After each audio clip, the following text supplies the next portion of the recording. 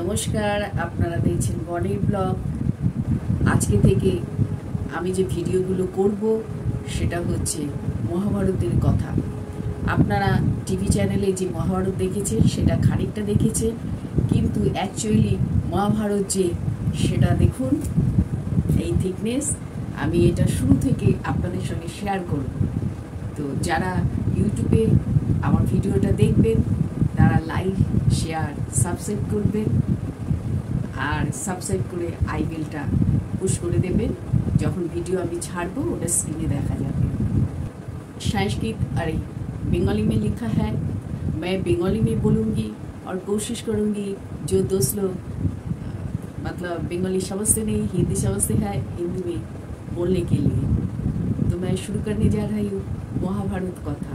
Facebook में जो लोग देख रहा है वो फॉलो कीजिए, लाइक शेयर कमेंट कीजिए, धन्यवाद।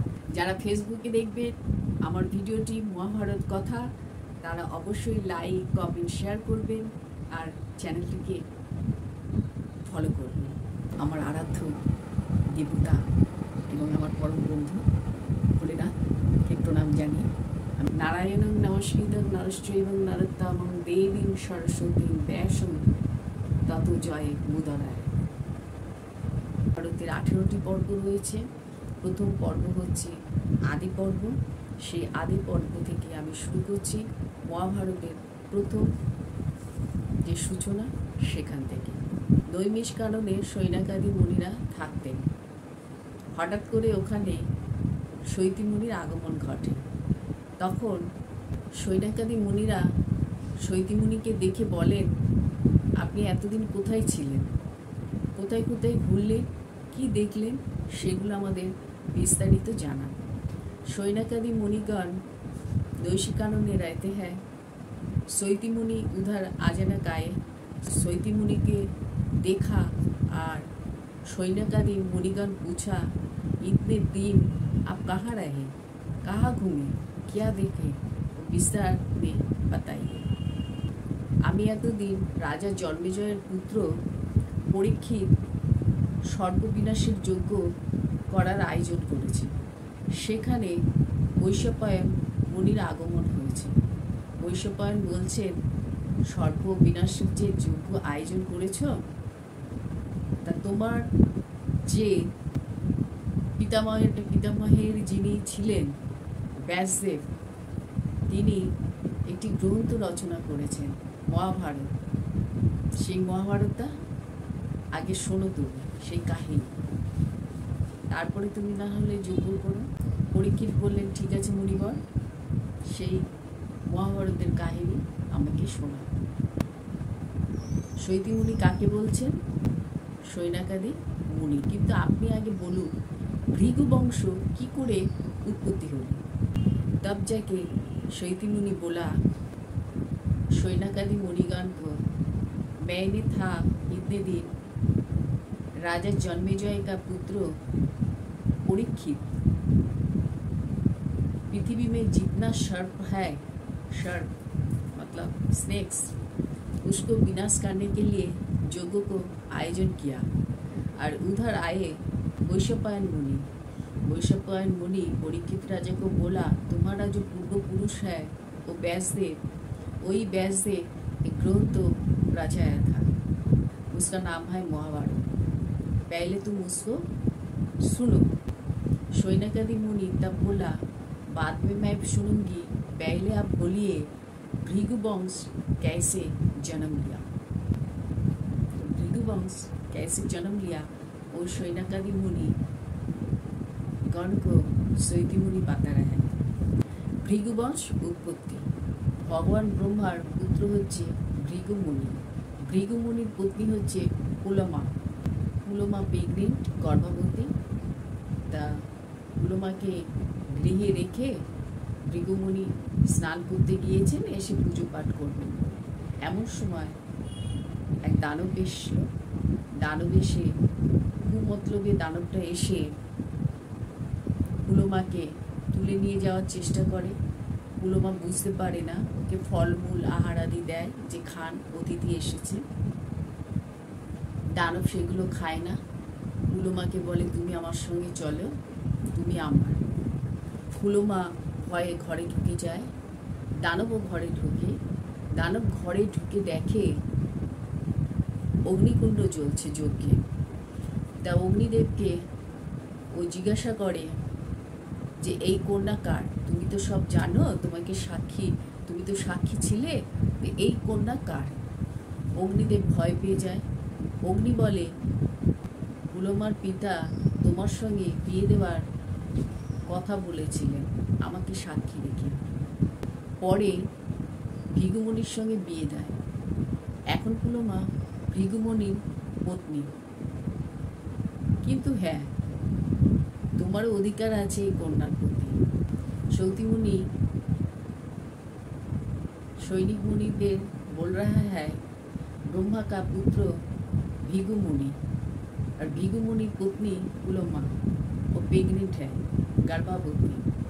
उसको कुटीर में रख के वो नहाने गए, आकर पूजा पाठ करेगा। तो नहाने चले गए। इस टाइम एक दानव आया, पुलमा को बोला तुम मेरा साथ चलो।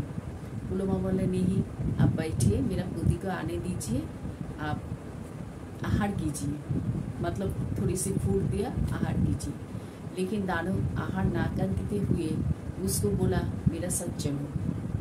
तो पुलमा डर से मारे घर में चले गए और दानव भी घर में गए। देखा एक अग्नि जल रहा है होम यज्ञ करने का। तो दानव अग्नि को पूछा आप बताइए एक कन्या किसका है? आप तो था उस टाइम। तो अग्नि डर के बोला जो सच है वही बताऊंगी। का पिता आपका साथ शादी रचाना की बात की, लेकिन बाद में भृगु मुनि का साथ शादी दिया। अभी एक कन्या भृगु मुनि का पत्नी है, लेकिन हाँ आपका भी अधिकार है। तो दानव যখন অগ্নির কথা শুনে পুলমাকে নিয়ে চলে যাচ্ছে, ওই সময় পুলমার গর্ভপাত হয়ে গেল।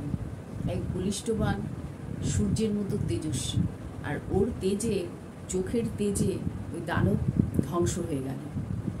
বাচ্চাকে কোলে নিয়ে পুলমা ওই জঙ্গলে কাঁদতে শুরু করলেন।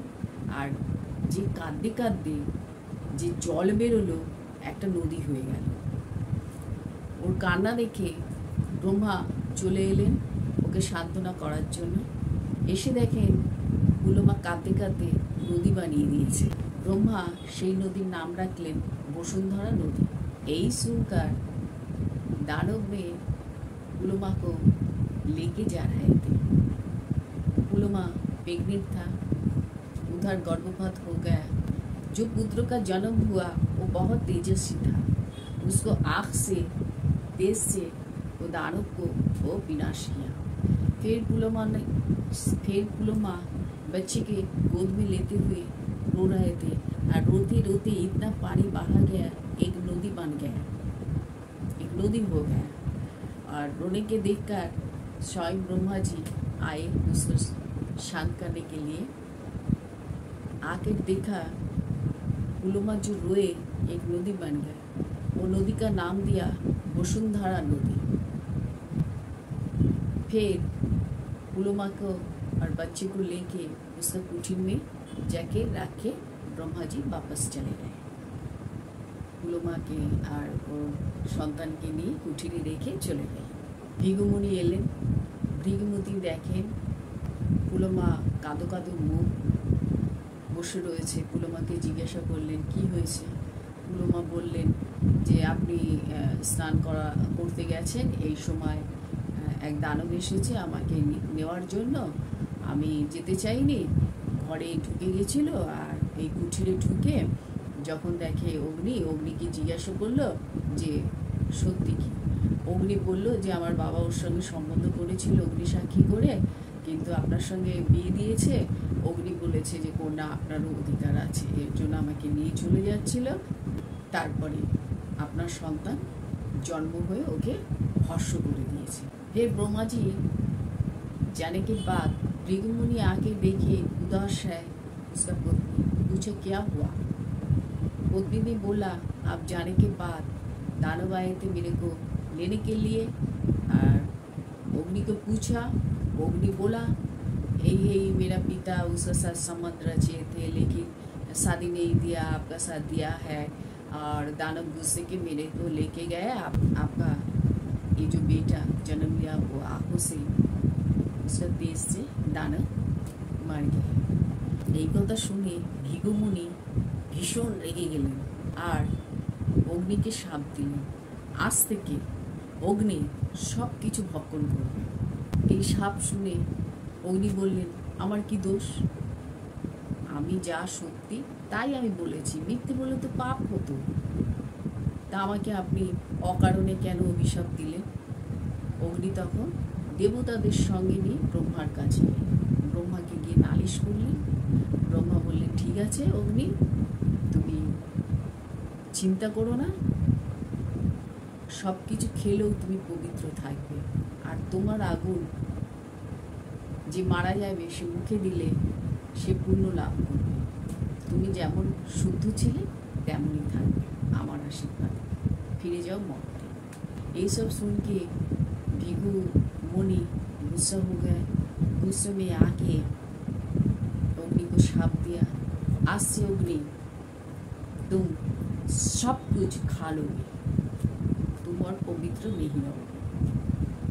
अग्नि बोला, देखो मैं जो सच जानती थी वो बताया, और सच बोलने के इतना बड़ा शाप दे दिया। अगर सच नहीं बोलती तो पाप होता ना। तब जाके अग्नि क्या किया, अग्नि सब देवता लेके ब्रह्मा जी के पास गए और ब्रह्मा जी को कंप्लेन की।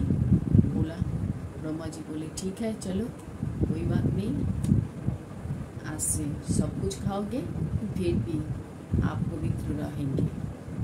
आपका अग्नि से जो व्यक्ति मर जाएगा उसका मुंह में देने से वो पवित्र बन जाएगा और सब कर्मों में आपको लगेगा। जीते का कोई बात नहीं, आप मरते में जाइए। ऐसे करके अग्निदेव चले गए। भृगुमुनि के छिलेन? ब्रह्मार पुत्र छिलेन और भृगुर पुत्र होच्छे च्यवन मुनि। ब्रह्मा जी का पुत्र है भृगुमुनि, भृगु का पुत्र है च्यवन। एपिसोड है एपिसोड 1। फिर धीरे धीरे ऐसा करके आप लोग के साथ मैं महाभारत का जो कथाएं है वो सुनाऊंगी। फिर मिलेंगे अगले भिडियो, পরে আমার দেখা হবে নেক্সট পর্বে আপনাদের সাথে।